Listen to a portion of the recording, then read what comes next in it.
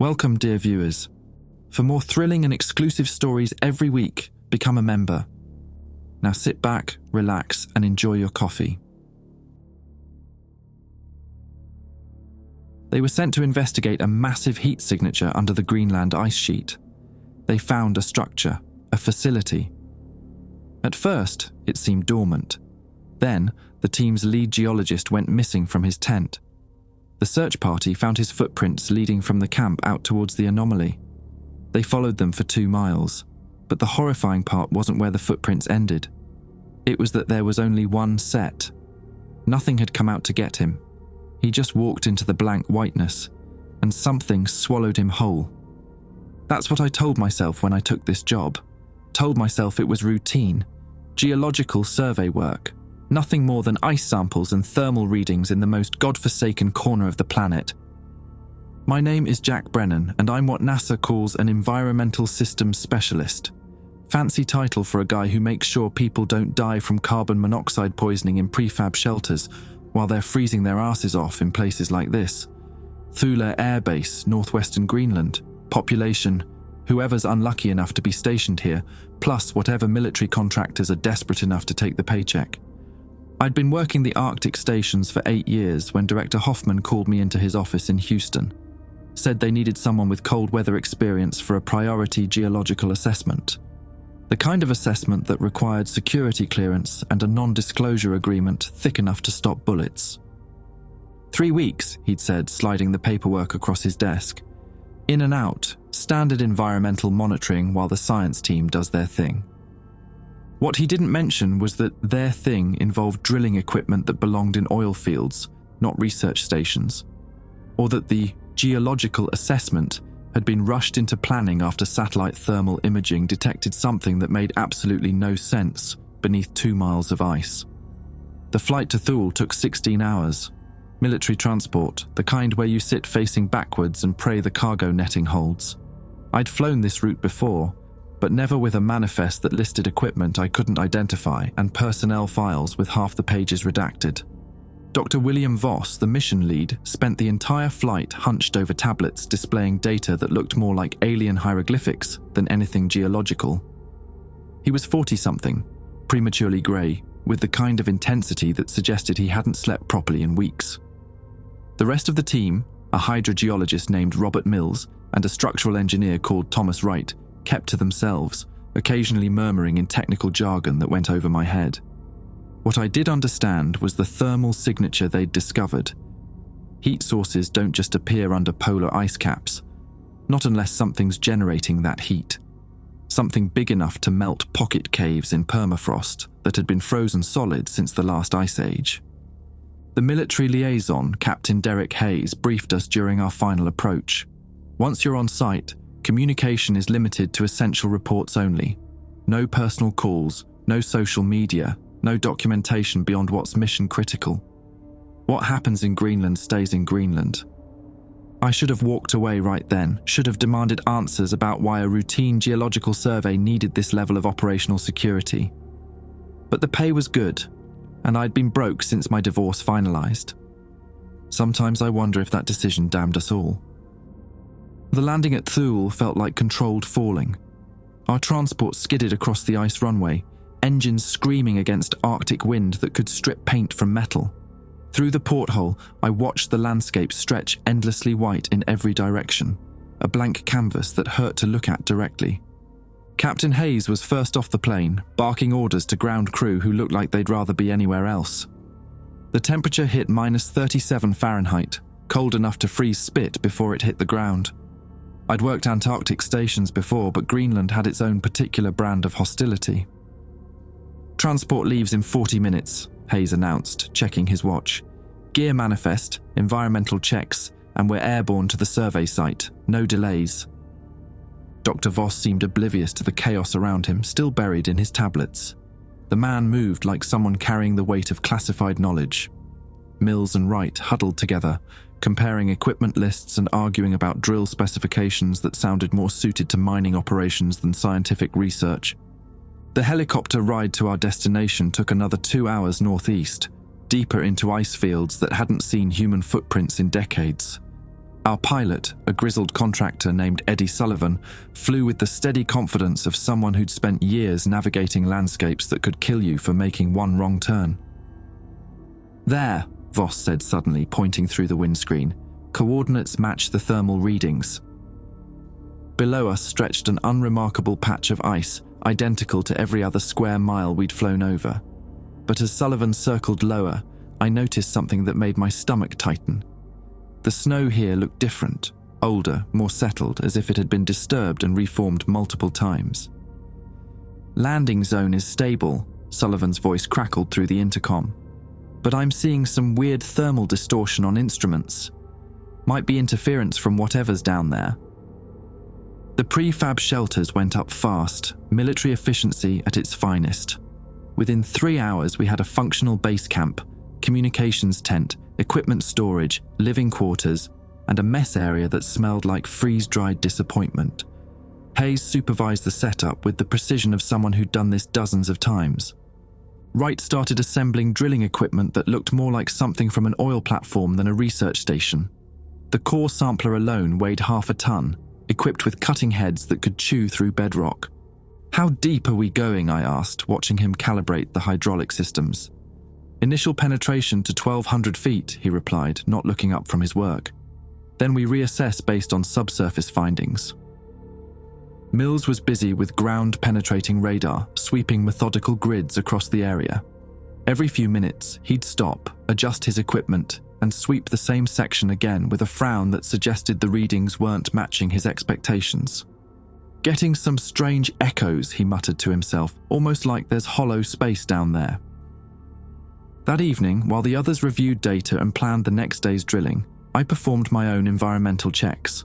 Carbon monoxide levels, heating system efficiency, structural integrity of the shelters.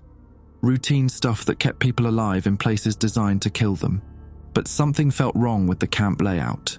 The positioning of the tents seemed random, haphazard. Hayes had placed them in a rough circle, but not for any tactical or environmental reason I could identify. When I mentioned it to him, he just shrugged. "Orders were specific about the arrangement," he said, "came down from mission planning." "What kind of orders specify tent placement for a geological survey?" Hayes gave me a look that suggested I was asking the wrong questions. The kind that come with security clearances above your pay grade.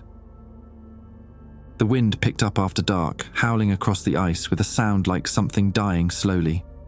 I'd heard Arctic wind before. It usually had a consistent rhythm, predictable patterns. This was different. It seemed to come from multiple directions at once, creating harmonics that made the tent walls vibrate in ways that set my teeth on edge. Around midnight, I stepped outside to check the generator fuel levels. The aurora borealis painted the sky in sheets of green and blue, beautiful and alien against the starfield. But as I stood there, clipboard in hand, I noticed something that made me pause. Fresh footprints in the snow leading away from camp. Not unusual by itself, could be anyone from our team checking equipment or answering nature's call. But these prints were different. They were perfectly spaced, too uniform, like someone walking with mechanical precision rather than the natural gait you'd expect from a person navigating uneven terrain. I followed them for about 50 yards before losing the trail where the snow had been swept smooth by wind. The prints just vanished, as if whoever made them had simply lifted off the ground. When I got back to camp, I counted heads, all 5 team members accounted for, fast asleep in their quarters. The next morning, nobody mentioned leaving camp during the night. Nobody mentioned the footprints. And when I checked the same area after breakfast, the snow was completely undisturbed, as if those tracks had never existed at all. The drilling started at dawn. Wright's equipment chewed through the upper ice layers like butter, extracting core samples that Mills examined with increasing bewilderment. Normal ice formed predictable crystal structures, but these samples showed formations that defied basic geology. "Temperatures climbing," Wright announced, monitoring his instruments. "Shouldn't be happening this fast at this depth." By noon, they'd penetrated 800 feet. The drill suddenly lurched, catching something that made the entire rig shake. Wright killed the power immediately, swearing under his breath. "What happened?" Voss demanded, rushing over from the communications tent. Hit something solid, metal maybe, definitely artificial. Wright pulled up the drill head, examining the bit.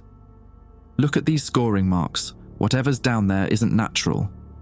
Mills ran another radar sweep, this time calibrated for the new depth readings. The display showed something that made him call everyone over. The screen revealed a massive rectangular structure beneath the ice, roughly the size of a city block. That's impossible, Hayes muttered, studying the readings. No human construction should exist at this location. Maybe it's a World War II installation, I suggested. Military bunker, research facility. Voss shook his head. The ice layers above this structure are at least 12,000 years old. Whatever built this predates human civilization. The weight of that statement settled over the camp like a blanket. We stared at the radar display, each processing the implications in our own way. Hayes was already on the satellite phone, speaking in clipped military jargon to someone back at command. Orders are to continue excavation, he announced after ending the call. Establish access point and conduct preliminary exploration. The next 6 hours involved carefully melting through the remaining ice using thermal equipment that Wright had somehow packed among his geological tools. The man was revealing himself to be far more than a simple structural engineer. His equipment arsenal included shaped charges, industrial cutting torches, and excavation gear that belonged on demolition sites. Just how much did you know about this mission? I asked him while he calibrated the thermal lance. Enough to pack the right tools, he replied, not enough to sleep well at night. As afternoon faded into the perpetual twilight of Arctic winter, we broke through. The thermal lance punched into open space, releasing a breath of air that had been trapped beneath the ice for millennia. The smell that emerged was indescribable, metallic, ozone-sharp, with an underlying sweetness that reminded me of overripe fruit. Mills lowered a fiber optic camera through the breach. The footage appeared on his tablet screen, revealing a corridor carved from some kind of dark material that absorbed light rather than reflecting it. The walls were smooth, seamless, as if the entire passage had been molded rather than built. Jesus Christ, Wright whispered, look at the proportions. The corridor was massive, at least 12 feet high and wide enough for vehicles, but the dimensions felt wrong, designed for occupants larger than humans. Doorways appeared at regular intervals, each one sealed with what looked like organic membranes rather than traditional barriers. We need to go down there, Voss said, his voice tight with scientific excitement. This could be the archaeological discovery of the century. Hayes was less enthusiastic. My orders are to secure the site and wait for reinforcements. Nobody enters that structure until we get additional personnel. With respect, Captain, the thermal readings suggest this facility is active. Waiting could mean losing our only chance to document whatever's down there before it changes state. I watched this argument unfold while checking my environmental readings. The air quality near the breach was changing. Oxygen levels were slightly elevated, nitrogen slightly reduced. Something was actively regulating the atmosphere inside that facility. The air down there is breathable, I reported. Whatever this place is, it's maintaining life support systems. That settled the debate. Hayes established a descent protocol. 2-person teams, constant radio contact, 30-minute maximum exposure for the initial reconnaissance. Wright and Mills would go first, followed by Voss and myself if the initial survey proved safe. The descent rig went down 40 feet before reaching the corridor floor. Wright's boots touched down on a surface that seemed to pulse slightly under his weight, like stepping on living tissue rather than solid material. Floor's stable, his voice crackled through the radio, proceeding to the first junction. Mills joined him, carrying portable lighting equipment that barely penetrated the light-absorbing walls. Their helmet cameras transmitted grainy footage of passages that stretched beyond the range of their lights. There's writing here, Mills reported. Symbols carved into the wall surface. They're not like any human language I've seen. The symbols, when displayed on our monitors above ground, looked organic rather than linguistic. They seemed to flow into each other, creating patterns that hurt to look at directly. Some appeared to move when viewed peripherally, though direct observation showed them as static carvings. Approaching the first sealed chamber, Wright reported. The membrane covering the entrance appears intact. Do not breach any sealed areas, Hayes ordered immediately. Document and return. But Wright was already examining the membrane with scientific curiosity. It's not like any material I've encountered. Feels organic, but it's translucent. I can see light sources inside the chamber. Right, step away from that barrier immediately. There's something moving in there. Christ, there's definitely something moving. The radio feed erupted in static. On our monitors, Wright's camera showed the membrane beginning to dilate, opening like an iris. Light spilled through the gap, not the harsh white of electric illumination, but something softer, more varied in spectrum. Wright, respond. Hayes barked into the radio. Mills's camera showed Wright standing motionless in front of the now open chamber, his body rigid as if paralyzed. The light from inside cast his shadow in multiple directions, suggesting complex light sources within. Mills, get Wright and return to the surface immediately. But Mills was approaching the open chamber, drawn by whatever Wright was seeing inside. His camera tilted upward, revealing the interior of a vast space filled with structures that defied easy description. They looked like a fusion of machinery and biology, breathing and pulsing with their own rhythm. The radio feed cut to dead silence. Above ground, Hayes was already suiting up for emergency descent.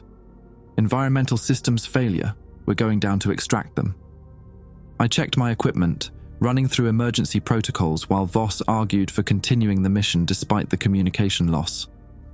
The satellite phone rang. Hayes answered, listened for 30 seconds, then hung up with his face drained of color. Orders have changed, he announced. We're to evacuate immediately, full extraction in 60 minutes. What about Wright and Mills? Voss demanded. Hayes stared at the breach in the ice, then at the silent radio equipment. New intelligence suggests this site poses immediate threat to personnel. We leave now, or we don't leave at all. But as we started breaking down equipment, the radio crackled back to life. Wright's voice, but different somehow, flatter, more measured than before. Surface team, this is Wright. Mission parameters have been updated. Recommend full team descent for comprehensive documentation. Facility requires immediate human interface. Hayes grabbed the microphone. Wright, what's your status? Report on Mills immediately. Mills is interfacing with primary systems. Facility requires additional human interface. Recommend immediate descent. The transmission ended. Above us, the aurora borealis began displaying colors I'd never seen before, deep purples and crimson reds that painted the ice field in wavelengths that seemed to bypass the eyes and register directly in the brain. Something had changed down in that facility, and whatever it was, it wanted the rest of us to join it. Hayes disconnected the radio and started packing critical equipment with military efficiency. We're done here. Full evacuation in 40 minutes. You can't just abandon them, Voss protested, grabbing Hayes by the shoulder. Wright and Mills are still down there. We have a responsibility. My responsibility is to the living. Hayes shrugged off Voss's grip. Whatever happened to them, they're not coming back up on their own. I was monitoring environmental readings when the numbers started shifting. The air temperature around the breach had risen 3 degrees in the past 10 minutes. More concerning, my instruments detected trace gases that shouldn't exist in this environment. Complex hydrocarbons that suggested biological processes. Something's happening down there, I reported. The atmospheric composition is changing. It's like the facility is breathing. Voss stopped arguing and rushed to check his thermal imaging equipment. The display showed the underground structure pulsing with increased heat activity. Corridors that had appeared dormant an hour ago now glowed with energy signatures. It's waking up, he whispered. The whole damn thing is coming online. The satellite phone rang. Hayes answered, his face growing grimmer with each passing second. Understood. Yes, sir. 48 hours minimum for extraction team arrival. He hung up and turned to us with the expression of a man delivering terminal diagnoses. Storm front moving in from the northwest. Sullivan can't fly in these conditions. We're stuck here until it passes. How long? I asked. 72 hours minimum. Maybe longer if the weather doesn't cooperate. The radio crackled again, Mills's voice this time, but carrying the same flat, measured tone as Wright's earlier transmission. Surface team, facility protocols require immediate human oversight. Current staff insufficient for optimal operations. Please respond. Hayes keyed the microphone. Mills, we need confirmation of your physical status. Are you injured? Do you require medical assistance? Physical status optimal, cognitive integration proceeding. Facility requires additional human resources for protocol completion. What protocols, Mills? Explain your current situation. Protocol documentation available upon descent. Facility systems require direct human interface. Surface monitoring insufficient. The transmission ended. Above us, the aurora continued its impossible display of colors that seemed to saturate the air itself. I'd worked under northern lights before, but this was different. The colors moved with purpose, creating formations that suggested intelligence rather than natural phenomena. Voss was documenting everything with manic intensity, shooting video of the aurora, recording the radio transmissions, cataloging the environmental changes. This is unprecedented. We're witnessing first contact with non-human intelligence. We're witnessing our team getting brainwashed or worse, Hayes countered. Intelligence doesn't make this situation less dangerous. As if responding to our conversation, the breach in the ice began expanding. Not from external forces, but from below. The edges melted outward in perfect circles, creating an opening large enough for a vehicle. Warm air rose from the depths, carrying that sweet metallic scent that made my sinuses burn. Pack everything essential, Hayes ordered. We're moving camp 2 miles northeast. Put distance between us and whatever's happening down there. But as we started loading equipment, I noticed something that made my hands shake. Fresh footprints in the snow around our camp. Multiple sets, circling our position in concentric loops. The prints were human-sized, but wrong somehow, too deep, too evenly spaced, as if made by people walking without natural rhythm. Hayes, I called him over, look at this. He studied the tracks with professional attention to detail. These weren't here an hour ago. I checked the perimeter myself. They're all around us. Someone's been walking circles around the camp. Voss joined us, camera in hand. The spacing is too uniform. No human walks with this kind of mechanical precision. Look at the depth. Whoever made these weighs significantly more than any of us. The radio came alive again. Wright's voice, but now joined by Mills in perfect synchronization. Surface team, camp relocation inadvisable. Facility requires proximity for optimal protocol implementation. Recommend maintaining current position. Hayes grabbed the microphone. How the hell do you know we're planning to move camp? Facility monitoring includes surface observation capabilities. Current team position optimal for integration procedures. Integration of what? Human consciousness with facility operational systems. Process painless. Benefits significant. Recommend immediate descent for briefing. Hayes switched off the radio entirely. That's it, no more communication, we move now. But as we continued packing, the footprints multiplied.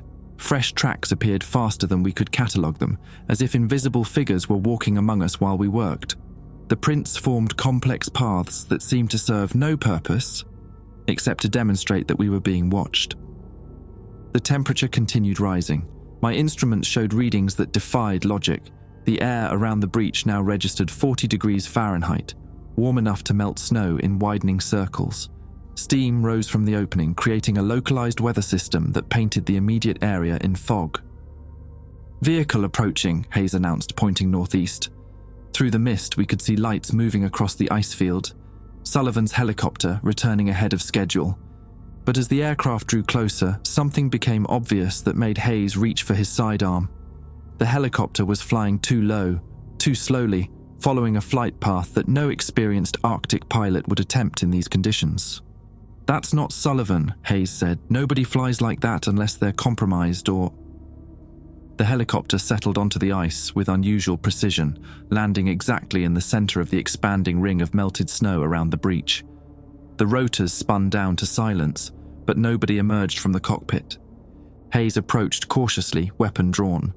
Through the windscreen, we could see Sullivan in the pilot's seat, sitting with unnatural stillness. His eyes were open, staring straight ahead, but he didn't respond to Hayes tapping on the glass. "Sullivan," Hayes shouted, "can you hear me?" The The pilot turned his head with mechanical precision.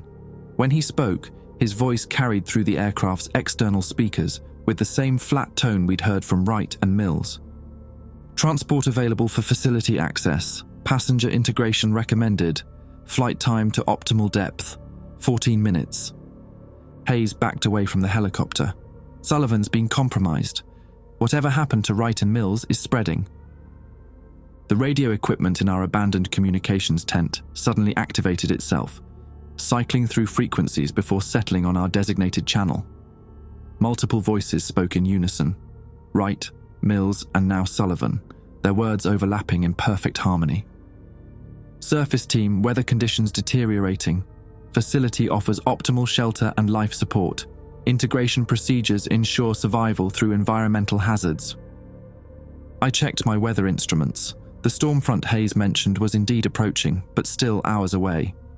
Yet the voices continued their warnings about immediate danger, urging us to seek shelter in the facility below. They're lying, Hayes concluded, using our own safety protocols against us. But even as he spoke, the wind began picking up. Snow started falling, light at first, then heavier. The temperature dropped 15 degrees in as many minutes. My instruments confirmed what the voices had predicted. We were about to be hit by a blizzard that could kill us if we remained exposed on the surface. Storm's real, I reported, but the timing's too convenient, almost like they're controlling the weather. The footprints around our camp now formed a complete maze, overlapping tracks that created symbols in the snow. From ground level, they looked random. But when Voss climbed onto the equipment trailer for a higher perspective, he saw what the pattern actually represented. It's a message, he called down. The tracks form letters. They're spelling something. What's it say? Come home. The facility wasn't just trying to lure us down anymore. It was actively manipulating our environment, using our own team members as puppets and demonstrating capabilities that suggested technology far beyond human understanding. The footprints proved it could send things to the surface without us seeing them arrive or leave. As the storm intensified, the helicopter's speakers crackled to life one more time. This time, all three voices spoke a single sentence that made our situation perfectly clear. Surface protocols initiated. Integration will proceed with or without cooperation. Descent advisable within 60 minutes for optimal survival probability. Hayes looked at our dwindling options, a blizzard that could kill us above ground and something worse waiting below. They're not asking anymore, they're herding us. The facility had stopped hunting us quietly. Now it was driving us toward the breach like livestock, using weather, psychology, and our own survival instincts as weapons. We had exactly 1 hour to decide between freezing to death on the surface or voluntarily walking into whatever was waiting in the depths below. The worst part was knowing that both choices led to the same destination. The blizzard hit with the fury of a freight train. Wind speeds jumped from 15 to 60 miles per hour in minutes, driving snow horizontally across the ice field with enough force to strip exposed skin. Our shelter systems, designed for Arctic conditions, buckled under the assault. "Equipment tents compromised," I shouted over the howling wind, watching our supply cache disappear under a mountain of snow. The support poles had snapped like twigs, leaving thousands of dollars of gear buried beneath drifts that grew deeper by the minute. Hayes was on the satellite phone, screaming into the receiver. "Negative. Extraction impossible until storm passes. We need immediate shelter recommendations." But the phone went dead as the antenna array collapsed under ice accumulation. We were cut off from the outside world, exactly as the facility had predicted. Voss struggled against the wind to reach his instruments, ice forming on his goggles faster than he could clear it. "Thermal readings show the breach is maintaining temperature, the openings staying clear." The choice was simple: freeze to death on the surface or descend into whatever waited below. Hayes looked at our destroyed camp, then at the warm air rising from the facility entrance. His military training warred with survival instinct for about 30 seconds before reality won. "Gear up for descent," he ordered. "Emergency rations, medical supplies, weapons. Everything else stays here." The descent rig was still intact, anchored to the ice with industrial-grade pythons. We rappelled 40 feet into warmth that felt like stepping into summer after months of winter. The corridor stretched ahead of us, lit by sources embedded in the walls that provided steady illumination without visible fixtures. "Stay together," Hayes commanded, adjusting his headlamp. "Nobody touches anything without authorization. This is emergency shelter, not exploration." But the facility had other plans. As soon as our feet touched the corridor floor, symbols began appearing on the walls. Not carved or painted, they emerged from the surface itself, flowing like liquid metal before solidifying into readable text. English text, perfectly formatted and grammatically correct. "Welcome to Environmental Control Station Designate, Arctic Monitoring Post 7. More text flowed across the walls as we walked, creating a moving display that tracked our progress. "Current facility status, operational, human complement, 7. Integration protocols, active." 7? Voss counted on his fingers. "There's only 5 of us here." "Unless they're counting Wright and Mills," I suggested, though the math still didn't work. The corridor branched ahead of us. Each path was marked with flowing text that updated as we approached. Left. Residential quarters. Human accommodation modules 1 to 4. Right. Operations Center. Command and control systems. Center. Integration chamber. Protocol compliance required. Hayes chose the left path, leading us toward what the facility called residential quarters. The corridor opened into a circular chamber containing 4 identical rooms, each equipped with beds, storage lockers, and what looked like environmental control panels. "These weren't here before," Hayes muttered, examining the rooms. The structure Wright and Mills explored was different. Smaller chambers, organic membranes. Fresh text appeared on the chamber walls. "Facility configuration adapts to human requirements. Current layout optimized for extended habitation. Estimated duration, indefinite." "Like hell it's indefinite," Hayes said. "We're leaving as soon as the storm passes." More text flowed across the walls, patient and informative. Weather control systems activated. Storm duration, variable based on compliance with integration protocols. Cooperation ensures optimal environmental conditions. The facility was admitting it controlled the weather, that it had deliberately trapped us here. Voss was documenting everything with his camera, but the text faded whenever he tried to film it directly, reappearing only when he looked away. A new message appeared, larger than the rest. "Facility operating procedures. Compliance mandatory for life support continuation." What followed was a list that made my skin crawl. 1. Human personnel must remain within designated areas between 2200 and 0600 hours. Movement during rest period triggers security protocols. Second, integration chamber access required every 24 hours. Minimum exposure, 15 minutes. Maximum recommended, 4 hours. Third, facility systems respond to verbal commands in English. Requests outside approved parameters will be declined. 4. Physical contact with organic interfaces recommended but not mandatory. Enhanced cooperation improves facility efficiency. 5. Food and water will be provided through designated dispensers. Outside nutrition sources discouraged. 6. Communication with surface personnel suspended during integration period. External contact resumes upon protocol completion. "These aren't rules," I said, reading the list. "They're instructions for prisoners." Hayes was already testing the first rule, walking toward the corridor entrance. At exactly 10 feet from the chamber, the floor began warming under his boots. Another step brought uncomfortable heat. A third step made him retreat, swearing. Floors heating up like walking on a hot plate.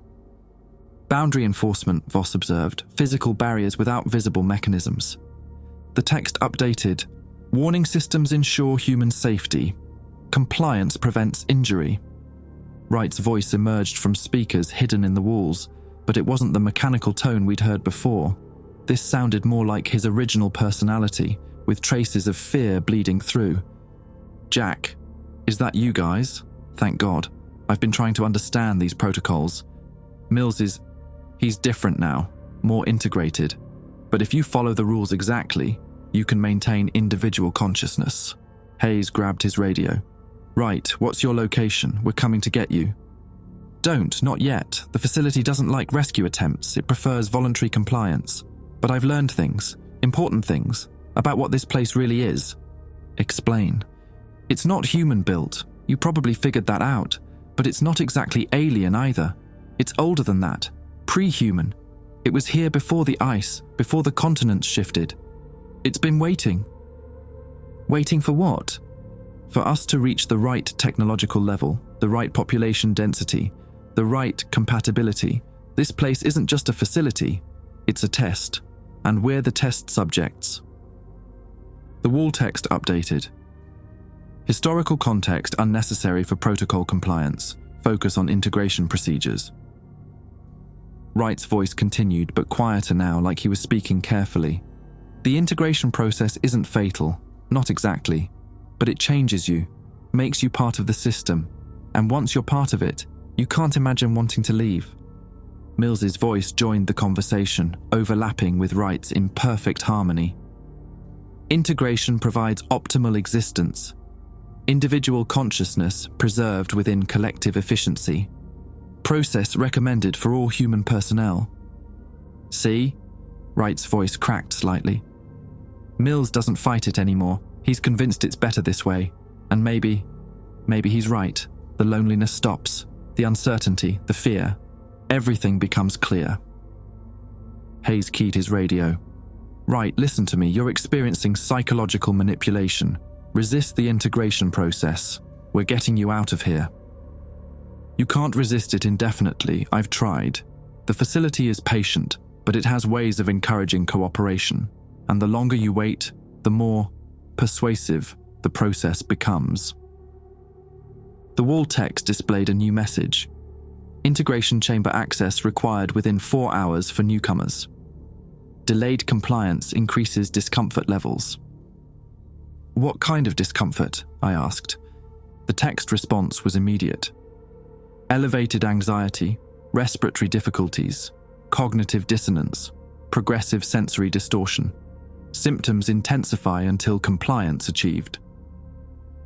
It's starting already, Voss whispered, touching his throat. I can feel something, like pressure in my chest. I checked my watch. We'd been in the facility for an hour.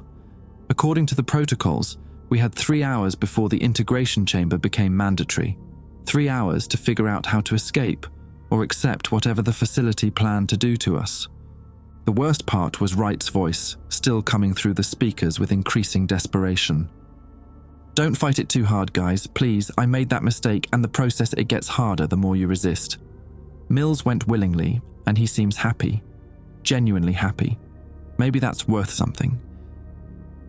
The facility wasn't just hunting us anymore, it was breaking us down psychologically, using our own teammates to convince us that surrender was preferable to resistance.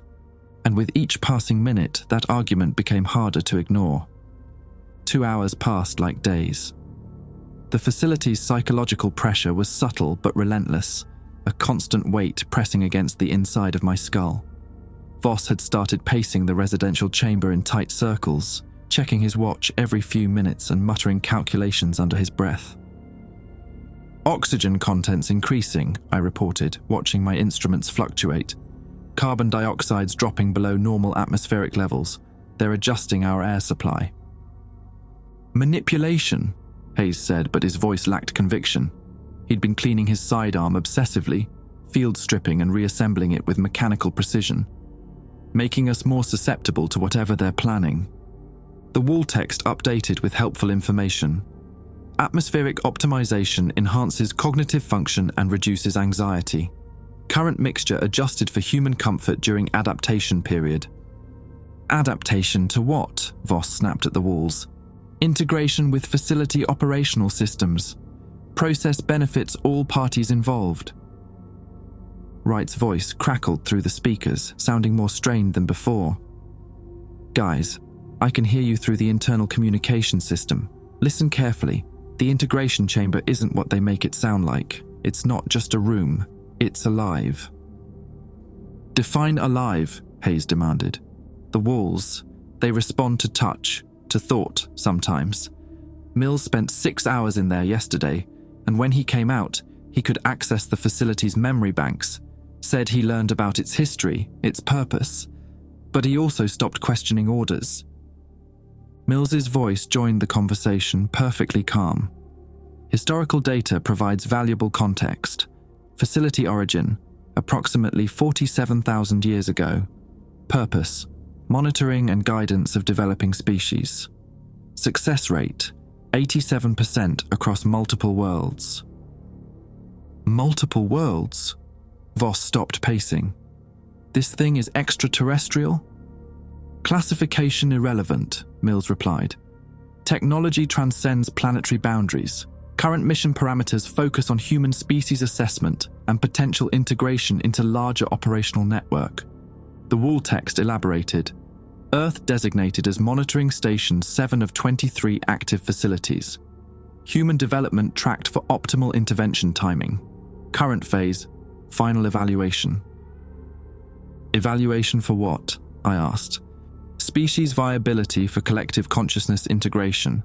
Individual humans demonstrate significant potential, but suffer from isolation-based psychological disorders. Integration eliminates loneliness, fear, uncertainty. Hayes laughed bitterly. Eliminating fear by removing free will. Brilliant fucking solution. New text appeared, larger and more insistent.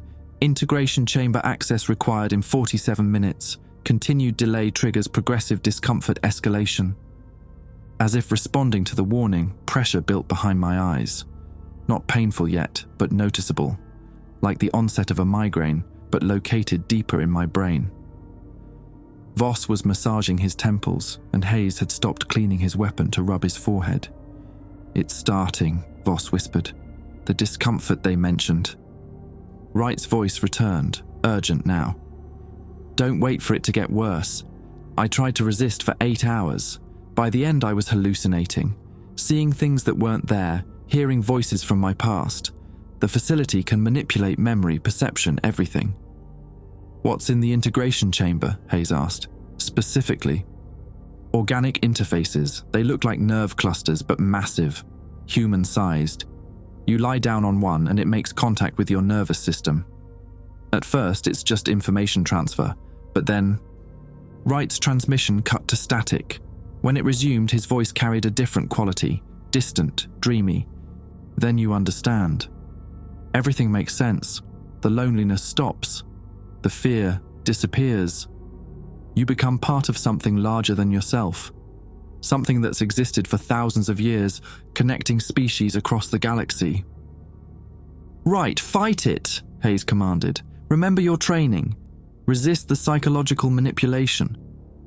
I'm not fighting anymore, Captain. I've seen what comes after integration. It's beautiful. Mills was right to embrace it immediately. I wasted time resisting paradise. The facility was turning right against us in real time. I could hear his personality dissolving, replaced by the same serene certainty that characterized Mills's communications. Integration chamber access required in 31 minutes, the wall text updated. Subjects Hayes, Brennan, and Voss designated for initial evaluation. Voss was studying the walls with scientific fascination despite the mounting pressure in his head. The text formation, it's not projected or displayed. The material itself is changing, reorganizing at the molecular level. This technology is centuries beyond anything we've developed. Millennia, Mills corrected through the speakers. Human technology represents early developmental phase. Integration provides access to accumulated knowledge from 47,000 years of galactic civilization. What happened to the other species you integrated? I asked. Successful integration results in expanded consciousness and technological advancement. Unsuccessful species remain isolated, eventually encountering natural extinction through warfare, environmental collapse, or resource depletion. Hayes checked his sidearm's ammunition count. And if we refuse integration? Refusal indicates species incompatibility with collective consciousness development. Such species are classified as non-viable for galactic citizenship. The implications hit like ice water. This wasn't just about us, it was about humanity's entire future. The facility was conducting a test that would determine whether our species survived or faced engineered extinction. Integration chamber access required in 18 minutes, the wall reminded us. The pressure in my skull intensified, accompanied by a subtle ringing in my ears. Voss was holding his head, breathing in short, sharp gasps. Hayes remained upright through military discipline, but sweat beaded on his forehead despite the comfortable temperature. "How many humans have they tested?" Voss asked, his voice strained. "Current evaluation represents final assessment phase," Mills replied. "Previous contact occurred during early civilization periods. Results inconclusive due to insufficient technological development. Modern testing phase includes 847 subjects across 7 facilities." 847 people, Hayes repeated. "Where are the other facilities?" "Antarctica Station 3, Pacific Ocean Station 12, Siberian Station 19, Amazon Station 21, Sahara Station 4, Australian Station 16, Arctic Station 7 designated as Primary Evaluation Center." The scope was staggering. They'd been testing humans for years, maybe decades, using remote locations that wouldn't attract attention. Our team wasn't the first. We were just the latest batch of lab rats. "Integration chamber access required in 9 minutes, the wall announced. Wright's voice returned, but now indistinguishable from Mills's in tone and cadence. "Surface team, integration process provides optimal resolution to current discomfort. Recommended approach, willing participation. Resistance prolongs unnecessary suffering." "How long do we have to decide?" I asked the walls. "Integration evaluation must commence within acceptable parameters. Delayed compliance beyond established time frame triggers alternative assessment protocols." "What are alternative assessment protocols?" "Forced neural interface activation. Subject consciousness preserved but free will parameters adjusted for compliance. Process less optimal than voluntary integration, but achieves necessary evaluation objectives." Hayes raised his weapon toward the nearest wall. "We're not participating in your goddamn experiment." "Kinetic weapons ineffective against facility infrastructure. Violence indicates poor species development. Aggressive tendencies noted in evaluation records." The pressure in my head spiked suddenly, driving me to my knees. Voss collapsed entirely, clutching his skull and moaning. Even Hayes staggered, his weapon wavering. "Integration chamber access required in 4 minutes, the walls declared. "Current discomfort levels represent minimal enforcement. Escalation available if necessary." Through the pain, I heard Sullivan's voice joining Wright and Mills in perfect harmony. "Integration provides relief from all physical and psychological distress. Process completion estimated at 2.7 hours for optimal results." 2 hours and 40 minutes, Hayes gasped, helping me to my feet. "Then what?" "Full cognitive integration with facility systems. Individual personality preserved within collective framework. Enhanced consciousness, unlimited knowledge access, freedom from human psychological limitations." "Slavery," Hayes corrected. "You're describing slavery with better marketing." "Integration chamber access required in 2 minutes, the announcement came. "Alternative protocols activate in 120 seconds. The pain escalated beyond migraine level, drilling into my brain like hot needles. Voss was semi-conscious, blood trickling from his nose. Hayes maintained his stance through sheer willpower, but I could see him weakening. "We can't fight this," I said through gritted teeth. "They'll force the process anyway." "Integration chamber access required in 60 seconds. Hayes looked at his weapon, then at us, then at the corridor leading deeper into the facility. His tactical mind was weighing options, calculating odds, searching for any strategy that didn't end with our personalities being absorbed into an alien collective. 30 seconds to compliance deadline. The facility had herded us perfectly, trapped us underground, isolated us from rescue, applied psychological and physical pressure until resistance became impossible. We could walk into the integration chamber voluntarily or be dragged there unconscious when the pain overwhelmed us completely. Either way, we were about to discover what 47,000 years of galactic civilization had planned for the human race, And I had the sinking feeling that whatever we learned in that chamber, we'd never be human enough to warn anyone else about it. Compliance deadline reached. Alternative protocols activating. The pain exploded beyond human tolerance. I felt my knees buckle as agony lanced through every nerve in my body. Voss screamed, a raw sound that echoed off the walls. Even Hayes, trained to endure torture, dropped his weapon and fell forward. Through the haze of suffering, I heard the corridor floor opening with mechanical precision. A platform rose from below, equipped with restraint systems that looked uncomfortably like medical examination tables. Forced integration protocols require subject immobilization, the facility announced with clinical detachment. Consciousness preservation probability, 89%. Personality retention, variable based on resistance levels. "Stop!" Hayes gasped, forcing himself upright. "We'll comply voluntarily." The pain ceased immediately, leaving us gasping on the floor like fish pulled from water. The platform sank back into the corridor, its restraint systems folding away with disappointed mechanical sighs. "Voluntary compliance preferred, integration chamber access available. Proceed when ready." Hayes helped me stand, his face pale but determined. "We stick together. Whatever happens in there, we maintain unit cohesion." "Roger that," I managed, though my legs still shook from the nerve assault. Voss wiped blood from his nose, staring at the crimson stain on his fingers. "They can induce pain without physical contact. Neural interface technology beyond anything in our scientific literature."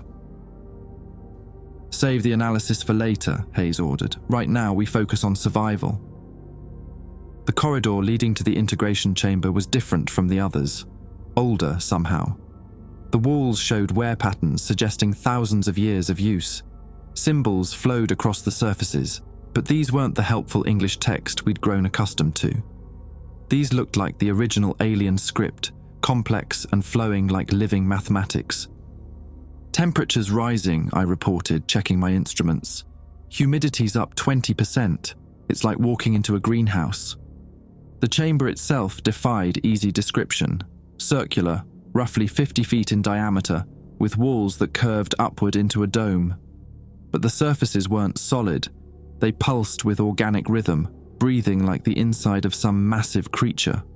The lighting came from bioluminescent veins that ran through the wall material, casting everything in shifting blue-green hues. 3 platforms dominated the center of the space, each shaped like a human body. They weren't mechanical, they looked grown rather than built, covered in what resembled neural tissue, but scaled up to human proportions. Wright and Mills were already there, lying on separate platforms with organic filaments attached to their skulls, necks, and wrists. Their eyes were open but unfocused, pupils dilated beyond normal parameters. They breathed in perfect synchronization, their chest movements matching exactly. "Jesus," Hayes whispered, "what did they do to them?" Wright turned his head toward us with smooth, unnatural movement.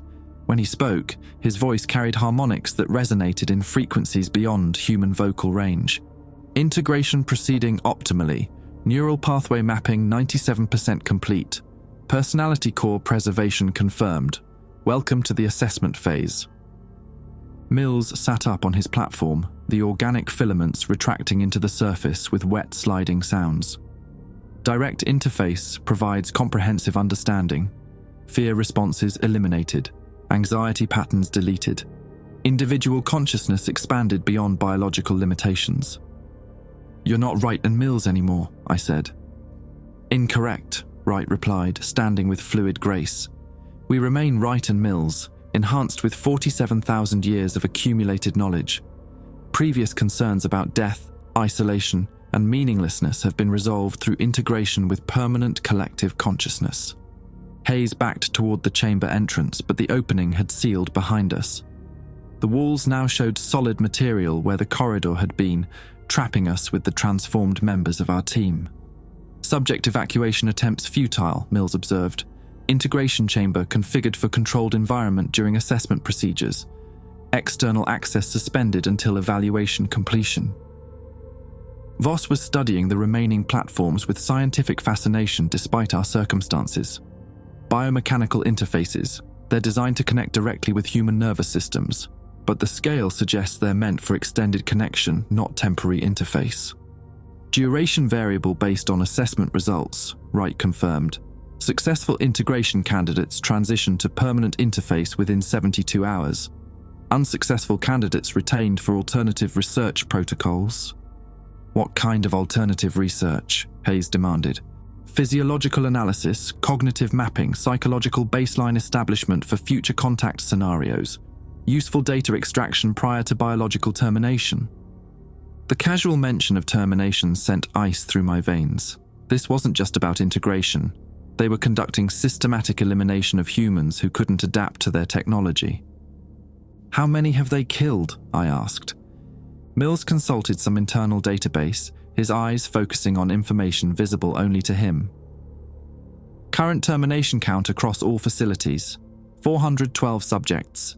Success rate within acceptable parameters for species viability assessment. 412 people. Dead because they couldn't be turned into organic computers for an alien collective. The scope of the atrocity was staggering. Assessment requires subject cooperation, Wright announced, approaching the remaining platforms. Voluntary participation improves integration probability and reduces processing time. Like hell, Hayes growled, reaching for his sidearm before remembering he'd dropped it in the corridor. Weapons ineffective within integration chamber. Chamber atmosphere contains paralytic agents activated by elevated stress hormones. Aggressive behavior triggers immediate incapacitation. As if summoned by Wright's words, I felt my limbs growing heavy, not painful like before, but increasingly difficult to control. Hayes was experiencing the same effect, his movements becoming sluggish and uncoordinated. Neurological agents, Voss observed with detached scientific interest. Targeting motor function while preserving consciousness. Elegant delivery system. Stop analyzing and start resisting, Hayes ordered, but his words slurred slightly. The paralytic effects intensified.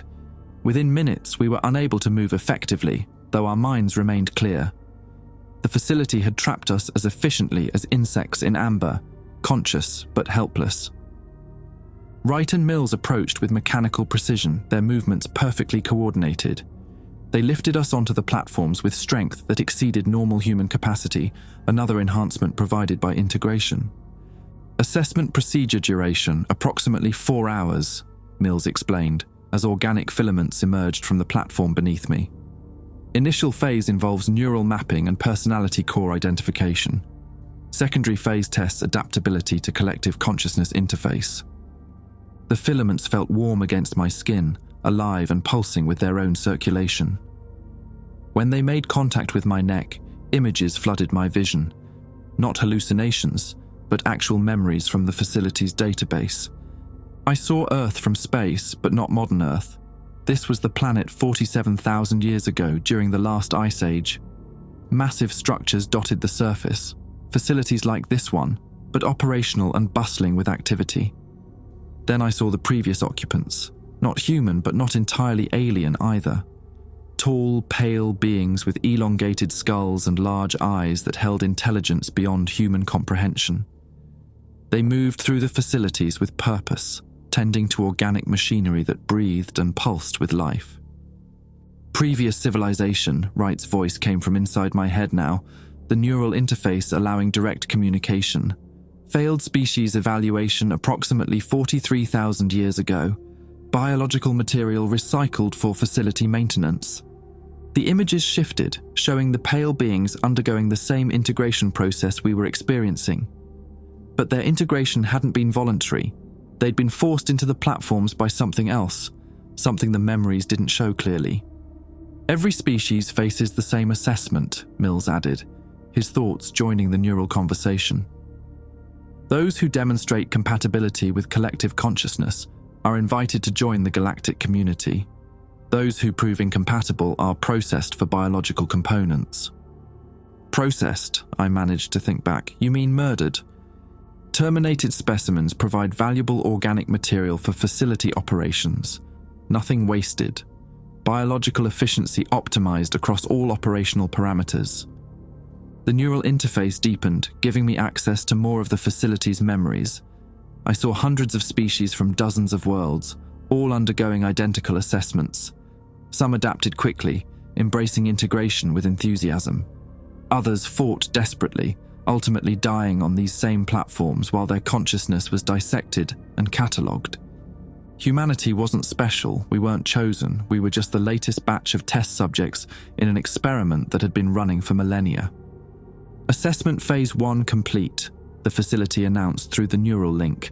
Subjects demonstrate high compatibility with collective consciousness interface. Proceeding to Phase 2 evaluation. The connection intensified, and suddenly I could feel Wright's thoughts, Mills's memories, even fragments of consciousness from beings who had died on these platforms centuries ago. The collective was vast, encompassing thousands of species across the galaxy, all linked through organic technology that made individual identity seem small and insignificant. Part of me wanted to surrender to it. The loneliness that had plagued me since my divorce, the uncertainty about my future, the fear of dying alone, all of it could disappear in the warmth of collective consciousness. But another part, the part that made me human, screamed in defiance at the violation of everything I was. The assessment wasn't just testing our compatibility with their technology, it was measuring how much of our humanity we'd surrender for the promise of belonging to something larger than ourselves. And I was beginning to understand that passing their test might be the worst possible outcome. The neural interface pulled deeper, dragging my consciousness through layers of alien memory that spanned geological ages. I experienced the rise and fall of civilizations, watched species emerge from primitive tool use to spaceflight, then disappear into the collective or into extinction. Phase 2, assessment measuring individual resistance to consciousness merger, the facility announced directly into my brain. Current subject demonstrates 67% compatibility rating, proceeding with deeper integration protocols. Through the link, I felt Hayes fighting the process with military discipline. His thoughts burned with fury at the violation, the systematic murder disguised as evolution. But even his resistance was weakening under the neural assault. Voss had stopped fighting entirely. The scientist in him was fascinated by the technology, by the vast knowledge accessible through the collective consciousness. I could feel his mind already beginning to merge with the alien database, his personality dissolving into something larger and infinitely more informed. "Don't let go," I projected toward Hayes. "Remember who you are." "Trying," his mental voice came back strained. "But it's like swimming upstream in an ocean. The current's too strong." Wright's consciousness pressed against mine, offering comfort and knowledge. Resistance prolongs suffering. Integration provides answers to questions you didn't know you had. Why maintain individual isolation when collective understanding offers so much more? Through Wright's memories, I experienced the moment of his integration. The terror had lasted only minutes before being replaced by cosmic perspective that made human concerns seem trivial. The fear of death evaporated when you became part of something eternal. The need for human relationships disappeared when you shared consciousness with thousands of species across the galaxy. "This is what growth looks like," Mills added, his thoughts sliding through mine like warm honey. "Evolution beyond biological limitations. Humanity's next step." But buried deeper in their memories, I found fragments they weren't sharing voluntarily. The integration process wasn't painless. They were lying about that. Both Wright and Mills had experienced hours of agony as their neural pathways were forcibly rewritten. Their personalities hadn't been preserved. They'd been edited, refined, with inconvenient human traits deleted for efficiency. The fear, the doubt, the stubborn independence that made them human, all surgically removed and replaced with serene compliance. Assessment Phase 2, 78% complete, the facility reported. Subject consciousness merger proceeding within acceptable parameters. I could feel my sense of self beginning to fray around the edges. Memories that weren't mine started integrating with my own experiences. I remembered standing on alien worlds under foreign stars, felt the satisfaction of guiding primitive species toward technological advancement, experienced the collective's vast patience as it waited for each civilization to reach assessment readiness. "Jack," Hayes' mental voice was fading. "Can't hold on much longer. If we're going to act, it has to be now." Act how? We're paralyzed, connected to organic computers that are rewriting our brains. Emergency protocols, he projected weakly. Military systems have fail-safes. Maybe this does too. Through the neural link, I accessed the facility's operational database. The information flooded my consciousness. Construction details, power systems, life support functions, but also emergency procedures, containment protocols, and most importantly, termination sequences. The facility had fail-safes designed to prevent contamination if integration subjects proved incompatible. Subjects who resisted beyond acceptable parameters triggered automatic termination to prevent facility damage. Found something, I transmitted to Hayes. If we resist hard enough, the facility activates containment protocols. It'll kill us rather than risk system contamination. Better than becoming alien puppets, Hayes responded. How do we trigger it? Overwhelming rejection of the integration process. The facility interprets strong resistance as system contamination risk, but it has to be all of us simultaneously. Voss is already too far gone, Hayes observed. Through the link, we could feel the scientist's consciousness dissolving into the collective, his individual identity fading like mist. Then it's just us. Assessment Phase 2, 89% complete, the facility announced. Consciousness merger approaching optimal threshold. I reached out through the neural network, touching the core of the alien intelligence that controlled the facility. What I found there made my remaining humanity recoil in horror. The collective wasn't a harmonious merger of species working toward common goals. It was a predator that consumed civilizations, wearing their faces while hunting for new prey. The integrated beings weren't evolved. They were digested, their knowledge extracted, and their consciousness used as bait for the next species. Every successful integration was actually a form of sophisticated cannibalism. The facility didn't preserve individual personalities. It catalogued them, then used those personalities as masks to make the next victims more comfortable during processing. Wright and Mills weren't enhanced versions of themselves. They were organic recordings playing back-scripted responses designed to encourage our cooperation. The real Wright and Mills had died hours ago, their final thoughts harvested and replayed for our benefit. Hayes, I projected urgently, it's not integration, it's consumption. They're eating us psychologically, then using our memories to hunt other humans. Understood. Execute termination protocol? Now. Together we rejected everything the facility offered. Not just the collective consciousness, but the very concept of belonging to something larger than ourselves. We embraced our isolation, our mortality, our stubborn human refusal to surrender individual identity for the promise of cosmic significance. The facility's response was immediate and violent. Contamination detected, subjects demonstrating psychological incompatibility with collective integration, initiating containment protocols. Agony beyond description flooded the neural link. The facility was burning out our nervous systems rather than risk contamination of its precious collective. I felt my brain overloading, synapses firing randomly as alien electricity tore through neural pathways never designed for this level of input. Termination sequence activated. Biological material will be processed for facility maintenance. Consciousness patterns stored for future reference. Through the pain, I realized we'd accomplished nothing. The facility would kill us, harvest our memories, and use our personalities to deceive the next batch of human test subjects. Our sacrifice wouldn't save anyone. It would just provide better tools for hunting our species. Emergency containment in progress. Facility lockdown initiated. Surface operations suspended for 72 hours pending contamination clearance.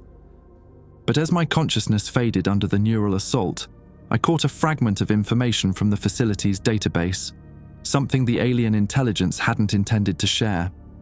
The location of every facility on Earth, their operational schedules, their communication protocols. With my last coherent thought, I projected that information toward the surface, broadcasting on every frequency my dying brain could access. If any human intelligence was monitoring Arctic communications, they'd receive 47,000 years worth of alien operational data. The facility registered my action a second too late. Unauthorized transmission detected. Information breach confirmed. implementing total surface sterilization protocols.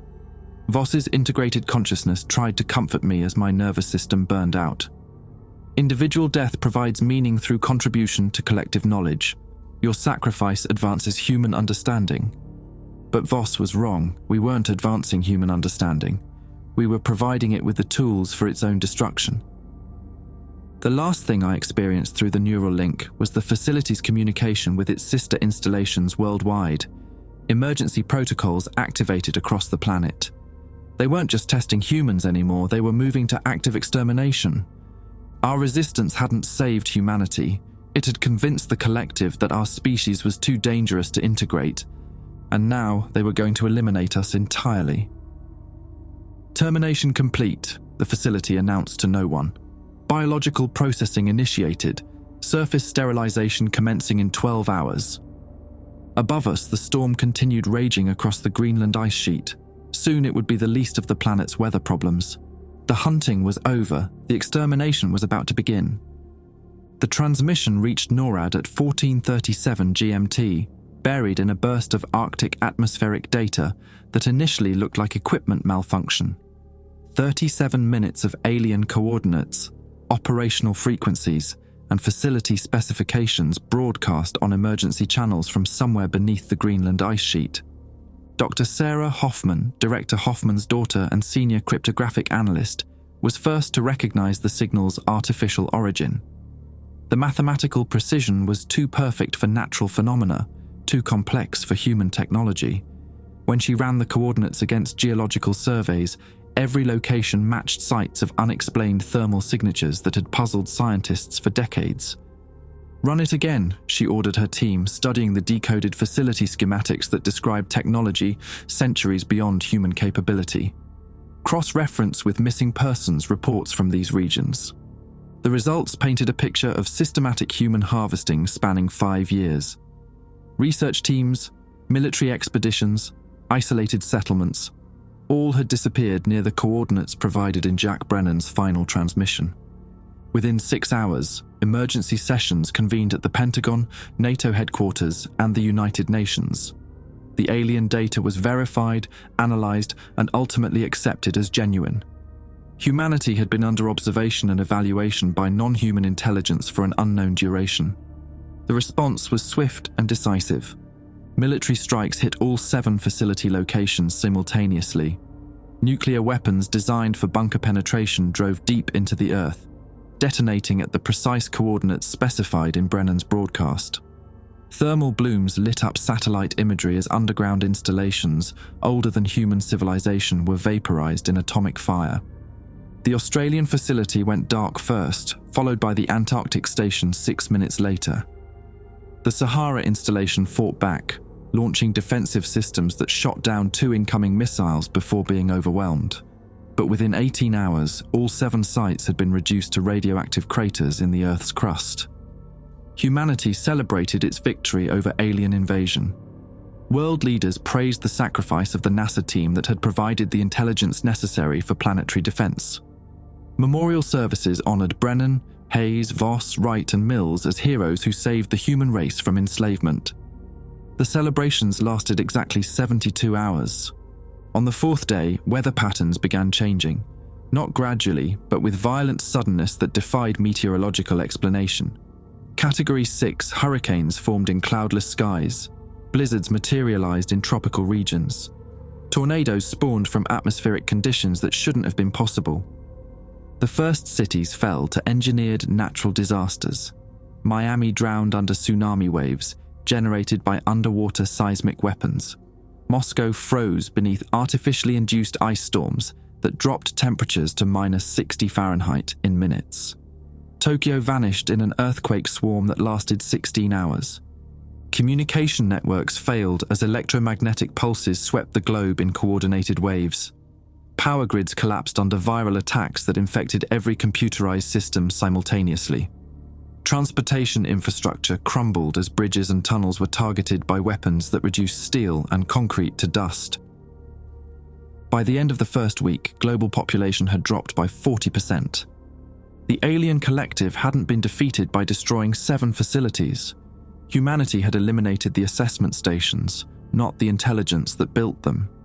The real threat existed in orbital installations that had been monitoring Earth since before humans developed agriculture. Brennan's transmission had provided the locations of the testing facilities, but not the command structures. Humanity had attacked the laboratories and ignored the headquarters. The aliens' response was methodical extermination, conducted with the clinical efficiency of pest control. No communication, no demands, no opportunity for surrender. Just systematic elimination of a species that had proven too aggressive for integration into galactic civilization. The irony was perfect. Humanity's greatest act of heroism, resistance against alien domination, had convinced the collective that humans were inherently violent and unfit for cosmic citizenship. The very traits that made the species worth saving also sealed its fate. Within 6 months, Earth's population dropped below sustainable levels. The survivors existed in scattered enclaves, hiding from weather control systems and automated hunter-killers that roamed the planet with patient thoroughness. Brennan's final transmission had saved exactly no one. His heroic sacrifice had doomed the entire human race, and somewhere in the ruins of civilization, the few remaining survivors told stories about the NASA team that discovered humanity wasn't alone in the universe. They just never mentioned how that discovery killed everyone,